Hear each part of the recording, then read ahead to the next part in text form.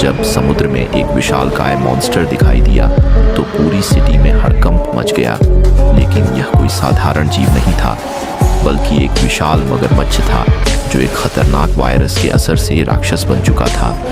देखते ही देखते वह मॉन्स्टर शहर की तरफ बढ़ने लगा। उसे रोकने के लिए कमांडो की पूरी टीम भेजी गई, लेकिन उनके सभी हमले उसके सामने बेकार साबित हुए। वह एक एक करके सभी को तबाह करता हुआ आगे बढ़ता रहा। तभी अचानक कॉन्ग को किसी बड़े खतरे का एहसास हुआ और वह भी उस मॉन्स्टर के सामने आ गया।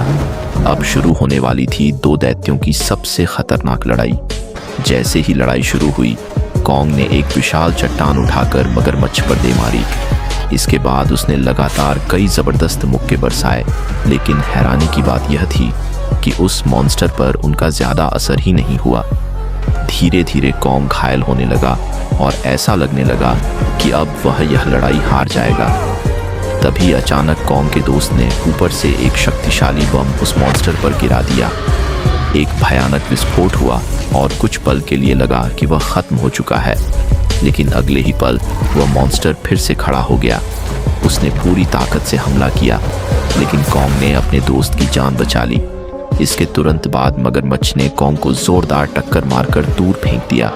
लड़ाई के दौरान उसका नुकीला हथियार कॉन्ग के शरीर को पूरी तरह घायल कर देता है। अब वह खूंखार मगरमच्छ धीरे धीरे कॉन्ग के दोस्त की तरफ बढ़ने लगा। तभी उसने अपने विशाल जबड़ों से कॉन्ग पर एक और जानलेवा हमला कर दिया। इसी बीच ऊपर से कमांडो लगातार गोलियों की बारिश करने लगे, लेकिन वह मॉन्स्टर रुका नहीं। तभी घायल कॉन्ग एक बार फिर खड़ा हुआ।